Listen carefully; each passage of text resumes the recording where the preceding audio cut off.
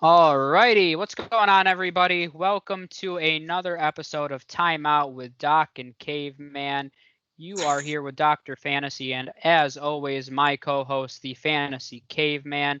Before we get rolling, make sure you guys subscribe on YouTube and wherever you listen to podcasts so you can get lots of great NBA content.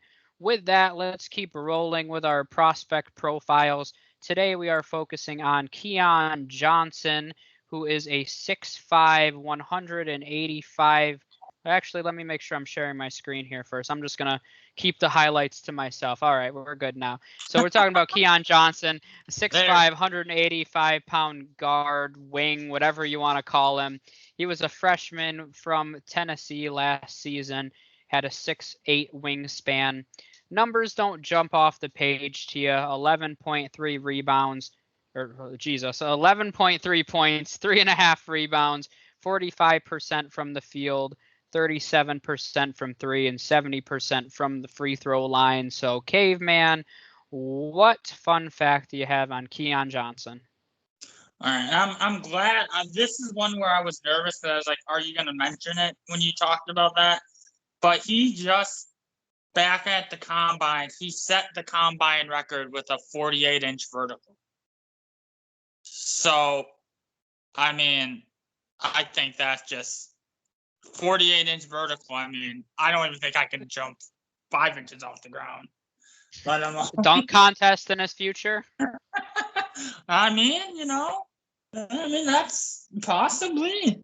And I know this, and we were talking about this before you went on, but this is this really is your type of guy. So I'm gonna let you do a lot of the talking this episode, cause but his biggest thing is his high effort motor. He's one of those 100% of the time.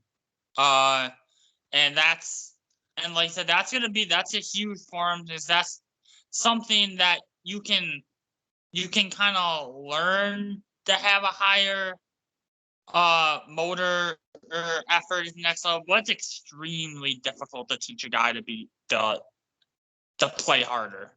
And that's something day one that they're not going to need to worry about his effort or his motor. And that's huge for him. And I think that's why he's being considered in the top 10. I think not saying that he doesn't have good other parts of his game, but just I think he has the highest effort motor out of anybody in this draft class, and that's very helpful for him. I think, and the thing is, a lot of his other things I like about him are all tied into his effort and his motor. His lateral quickness is something special. I think that gives him a ton of potential defensively, especially on the ball. And that's also something you don't see out of a lot of guys. There's a lot of guys that are very solid team defenders, but then when it comes to being on the ball and in ISO, they really struggle. And I think that's something that day one, I don't think he's going to have a lot of difficulty defending some guys in isolation. So that's going to definitely be big for him. Yeah, and so far, I guess I have Keon Johnson and Garuba on the all-effort team. That's what I'm going to have. We need every year. We need a Jordan Jaika all-effort team. I'm going to do that actually this year for the draft. I'm going to come up with a starting five for my all-effort team. Not necessarily guys that I think are going to be superstars or anything. We should do that with the draft class, actually. Have like an all-effort, an all-upside, and all-bust. We should come up with different teams. That actually would be cool. But so, yeah, I mean, I agree with you. The one thing that I think I'll say is a little interesting, I don't really believe you can teach a high motor and work ethic. And I think a lot of those are kind of learned at a young age, and it has to do a lot with your upbringing, which is kind of a deeper conversation. But honestly, I believe it's really hard to teach somebody to have that kind of work ethic once they're kind of a grown adult. So the one thing that's interesting to me about him, though, is usually when we're talking about high effort, high energy guys, they're normally not the most athletic, if we're being honest about it.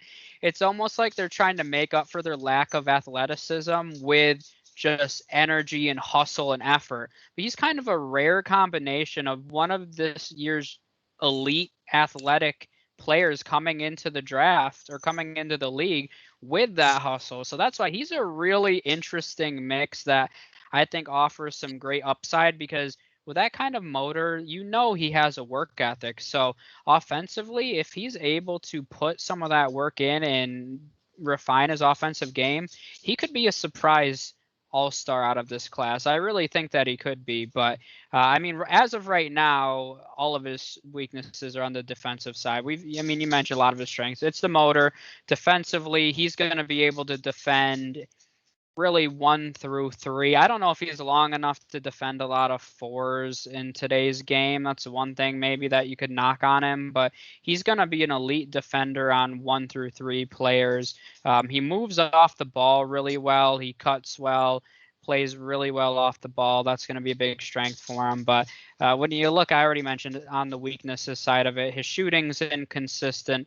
His percentages weren't fantastic, and I know you like to look at the free throw percentage as a potential predictor of shooting ability. Well, his free throw percentage isn't fantastic, so maybe he doesn't have that much upside offensively. But like I said, he's one of those guys. I don't know. I wouldn't count him out. I guess that's what the kind of feel that I get from him. Just the energy, the attitude, the effort. I don't think you can count out a guy like that. So he's one that, and I think that kind of shows with his stock because there's a lot of great athletes, but he is one where I think his attitude and effort really stands out, and I think that gives him even more upside than other players. But at this point, he doesn't take great shots, poor shot selection, turns all over the ball, isn't the greatest ball handler, isn't a consistent shooter. But like I said, that's not really his strengths, but he's still a young guy. He was only a freshman last season. Maybe he can develop some of those offensive skills. But at this point, you're really taking him with the hope he can be an elite. This is a guy that has all defensive, first and second team potential, in my opinion. Yeah, and I like the point. And I think that's what, before I talk about what the main thing I don't like about him, that's the thing with guys that are, if you, as a freshman coming out, you don't see a lot of freshmen with this kind of effort. When you talk about high effort players, you are normally talking about guys that spent at least 2 or 3 years in college.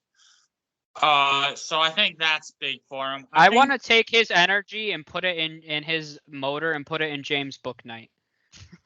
Ooh, I honestly, we just got done talking. If James Bouknight had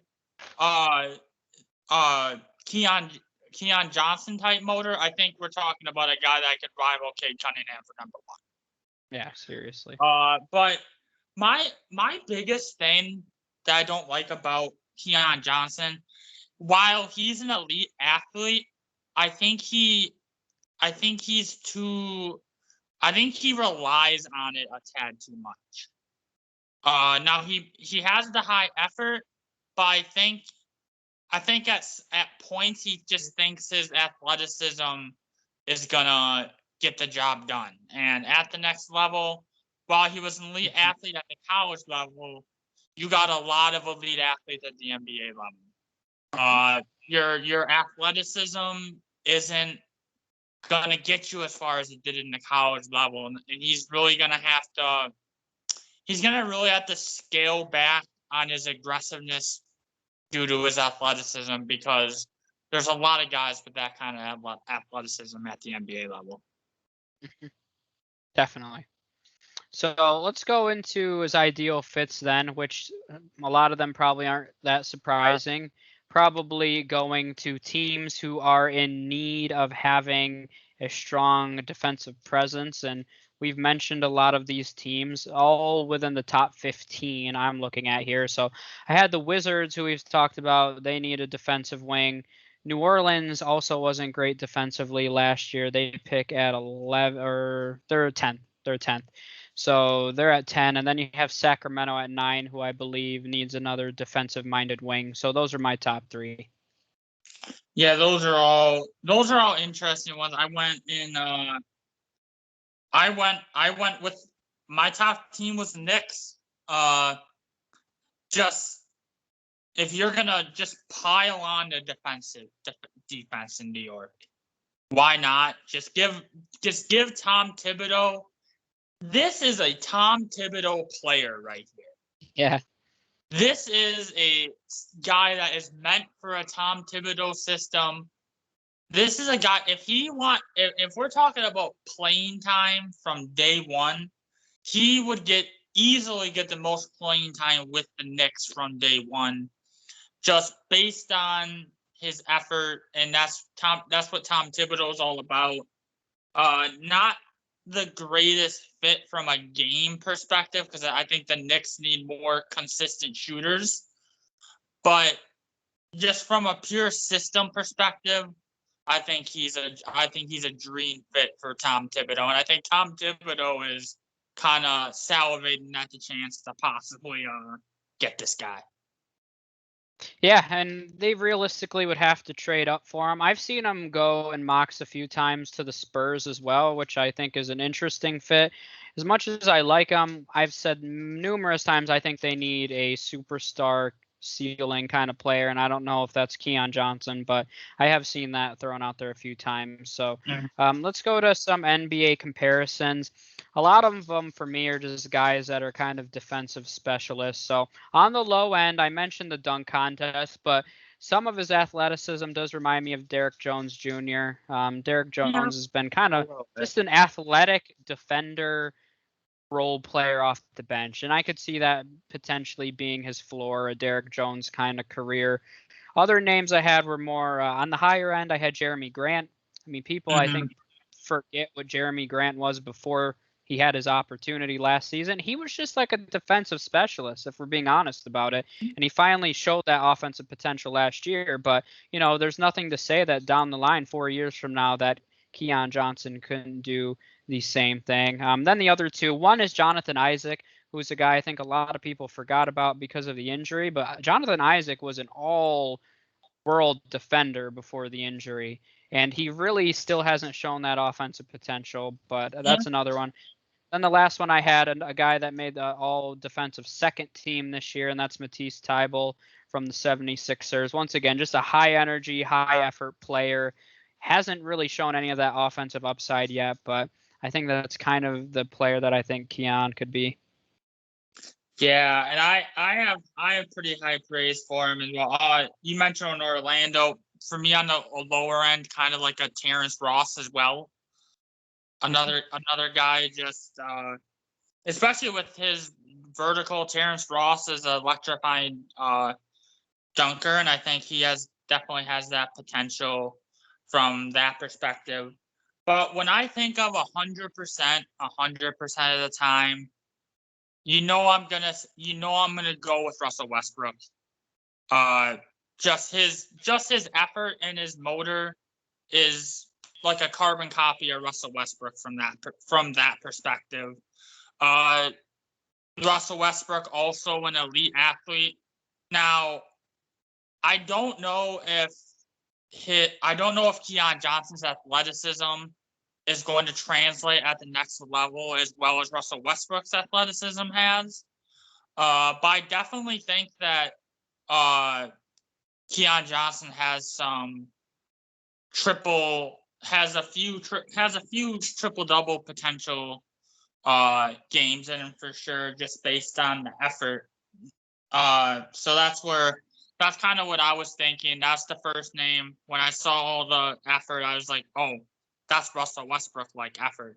And then the other name I had was Kelly Oubre. I mean, I'm just being realistic. Don't tell me you don't see it. I mean, Kelly Oubre is very is good defensively, extremely inconsistent offensively. Now Kelly Oubre is better looking, but that's a whole other conversation. That's a whole other pod. Keon Johnson is not the greatest looking guy, but we'll move on. But I just see a lot of similarities in between him and Oubre as well. Yeah, I could see that as well. So, all right, let's. I think that's it then for Keon Johnson. So we appreciate you guys tuning in. We're almost to our top 5 prospects here, so make sure you keep an eye out for that. Subscribe on YouTube and wherever you listen to podcasts so you get notifications. And we will see you guys next time. Mm-hmm.